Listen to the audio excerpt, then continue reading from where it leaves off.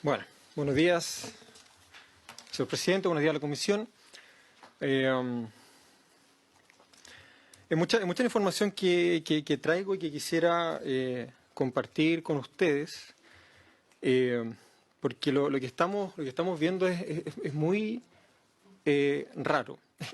Es difícil de procesar en términos jurídicos constitucionales por una serie de razones que voy a dar a continuación. Pero principalmente yo quisiera empezar con esto para que quede la idea instalada y después lo voy a ir desarrollando y lo voy a ir explicando. Hoy día estamos en algo así como una excepción dentro de la excepción constitucional. No estamos propiamente en un estado de excepción constitucional, estamos al margen del estado de excepción constitucional. Lo que estamos viendo hoy día en las calles es violencia estatal de facto, que no tiene absolutamente ningún respaldo normativo, ninguno. Y quiero ser muy responsable y cuidadoso con lo que voy a decir a continuación. Pero no hay respaldo normativo para las facultades que están ejerciendo hoy día los jefes militares. Voy a explicar por qué.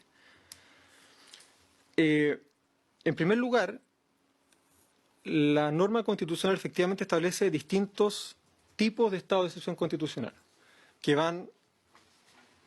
son graduados, ¿verdad?, según la gravedad de la situación de facto que afecta al país, que van desde una guerra externa hasta una conmoción interior.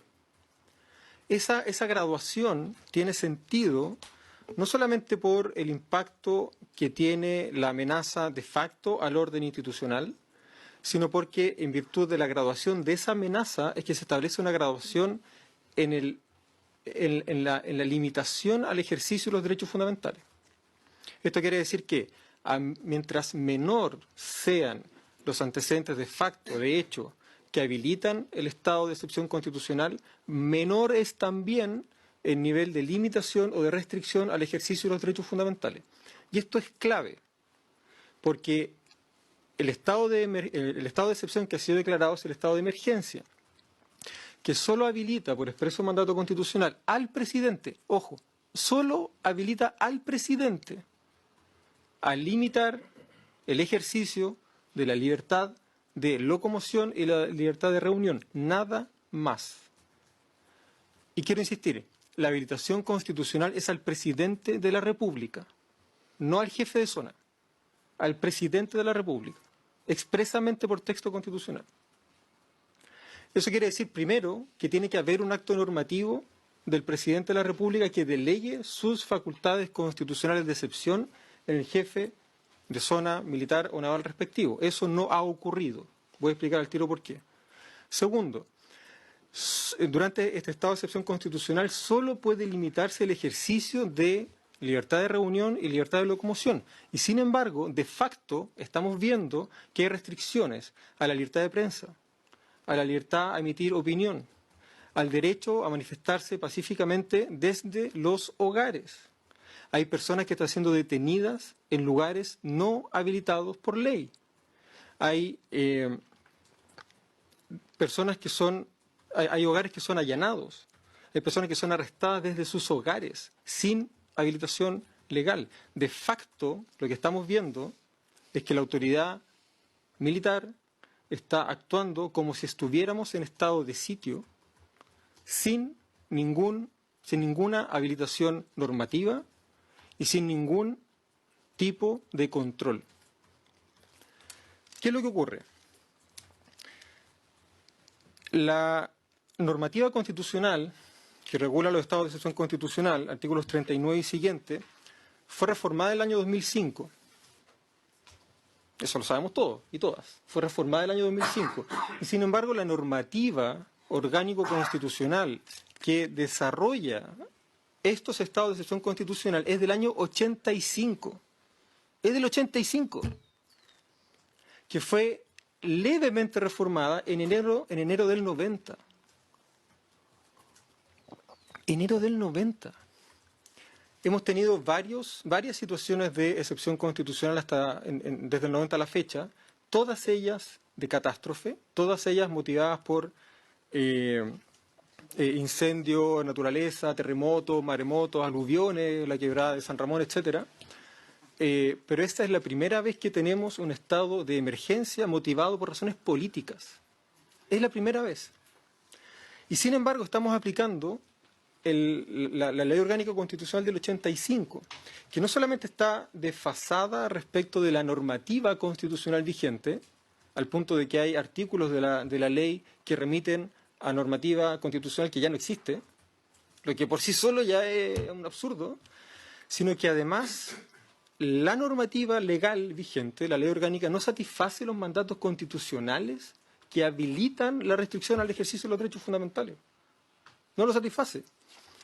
Por ejemplo, el artículo 44 de la Constitución señala: una ley orgánica constitucional regulará a los estados de excepción, así como su declaración y la aplicación de las medidas legales y administrativas que procediera a adoptar bajo aquellos. Dicha ley contemplará lo estrictamente necesario para el pronto restablecimiento de la normalidad institucional. Eso no está en la LOC vigente, porque es del 85. Más encima, la normativa constitucional le confiere estas atribuciones excepcionales al presidente de la República. Se las confiere al presidente de la República. El artículo cuarto de la Ley Orgánica Constitucional vigente de Estado de Excepción, 18.415, señala: declarado el estado de emergencia, las facultades conferidas al presidente de la República podrán ser delegadas, total o parcialmente, en los jefes de la Defensa Nacional. Podrán ser delegadas. Eso quiere decir que tienen que ser delegadas.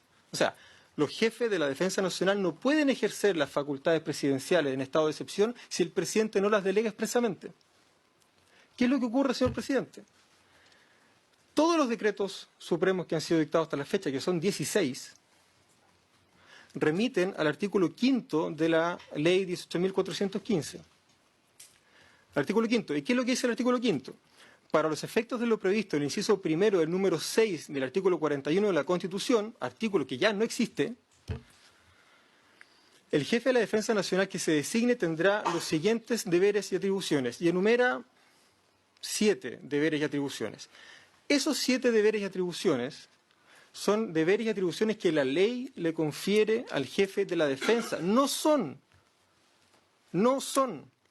las atribuciones especiales que la Constitución le confiere al presidente. El presidente no ha delegado las facultades excepcionales que le confiere la Constitución. No las ha delegado. Todo lo que estamos viendo es de facto, es un estado de sitio de facto. Sin control, pero lo peor de todo, sin responsabilidad política. Porque el sentido que tiene la exigencia constitucional de la delegación presidencial radica precisamente en que el presidente de la República es responsable políticamente por lo que hace. El jefe de zona naval no, pero el presidente sí. Entonces hay que preguntarse por qué el presidente ha dictado 16 decretos supremos y en ninguno de ellos ha delegado las facultades que la Constitución le confiere para limitar el ejercicio de los derechos fundamentales. Esa es la primera pregunta. Y que el presidente deberá contestarla ahora. ¿Qué es lo que pasa aquí? ¿Que acaso las formas jurídicas no tienen sentido? ¿Acaso las formas constitucionales no las vamos a respetar? Luego hay que preguntarse por qué, señor presidente, por qué las autoridades navales y militares están restringiendo e incluso suspendiendo el ejercicio de derechos fundamentales que no están autorizados para este estado de excepción. Eso es inaceptable. Es inaceptable. Salvo que reconozcamos que el derecho no vale, salvo que reconozcamos que las formas jurídicas están a disposición de la autoridad militar, y salvo que reconozcamos que la Constitución es una hoja de papel. La Constitución es clara. Yo revisé, señor presidente, los decretos supremos que decretan estado de catástrofe de febrero del 2010 después del terremoto y de abril del 2014, luego el incendio que hubo aquí en Valparaíso. Y lamento señalar que el estándar normativo de esos decretos es todavía peor que el estándar normativo de los decretos que tenemos ahora, de los 16 decretos dictados desde el 19 de octubre. Es todavía peor. Son todavía más ordinarios. Y debo recalcar, el artículo 44 entrega un mandato a la ley orgánica que la ley orgánica no satisface, y luego la ley orgánica que ya es precaria para estos efectos, en su artículo 4, le establece un mandato al presidente de la República que el presidente no satisface. Hoy día, el único habilitado normativamente para restringir el ejercicio de la libertad de locomoción y de la libertad de reunión es el presidente de la República, y el presidente no ha delegado esa facultad. Entonces hay que preguntarse, bueno, entonces, ¿por qué hay una autoridad militar decretando toque de queda si no está autorizado para eso? Es más, el artículo 5º, número 4 de la Ley Orgánico Constitucional de Estado de Excepción señala: el jefe de la Defensa Nacional que se designe tendrá los siguientes deberes y atribuciones. Número 4, controlar la entrada y salida de la zona declarada en estado de emergencia y el tránsito en ella. Quisiera hacer énfasis, señor presidente, en que el artículo 5º, número 4, usa el verbo controlar. Este verbo, para que nos tomemos las cosas en serio, tiene un mandato cuya intensidad normativa es muy inferior a restringir y mucho más inferior todavía a suspender. Con el mandato legal de controlar la entrada y salida de la zona declarada, no hay habilitación normativa suficiente para restringir el ejercicio del derecho a la libertad de locomoción, ni mucho menos el derecho a la libertad de reunión. No hay habilitación normativa. Hemos actuado desde el 90, desde enero del 90, como si el estado de excepción fuera una suerte de carta blanca a las Fuerzas Armadas. Y claro, como hasta ahora las razones que habían habido detrás de los estados de excepción constitucional eran razones que nos convocaban a todos y a todas, que eran catástrofes naturales, nadie cuestionaba realmente porque había que poner manos a la obra, ¿verdad?, y resolver los problemas. Pero ahora tenemos un problema político. Ahora tenemos una movilización que convoca millones de personas. Y lo que estamos viendo hoy día es la utilización de la fuerza del Estado con fines políticos. No para aplacar el incendio, no para gestionar de mejor manera el terremoto y posterior tsunami, sino que para reprimir opciones políticas, para reprimir la justa manifestación de reivindicaciones populares. Y eso, señor presidente, sin respaldo normativo.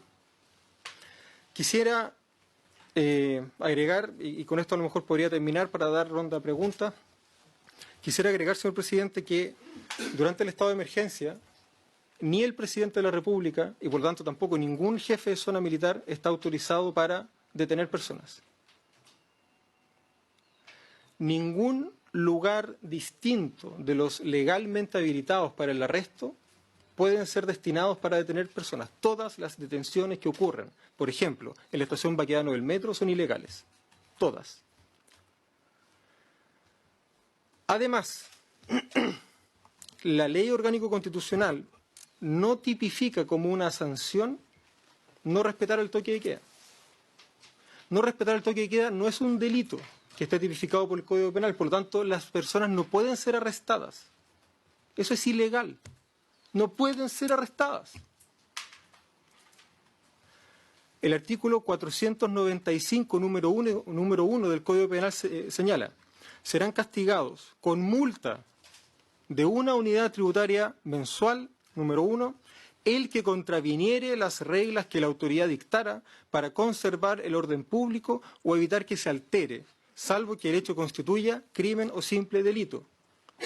Y no respetar el estado de el toque de queda no es un crimen o simple delito, es una falta. No está tipificado como delito. Y aquí prima la garantía constitucional del principio de legalidad. Si no está tipificado como delito, no es delito. Por lo tanto, las personas no pueden ser arrestadas. No pueden ser arrestadas. Perdone que le ponga tanta emoción, pero es que no pueden ser arrestadas. Para eso se requeriría, primero, tipificación legal de una conducta, ¿verdad?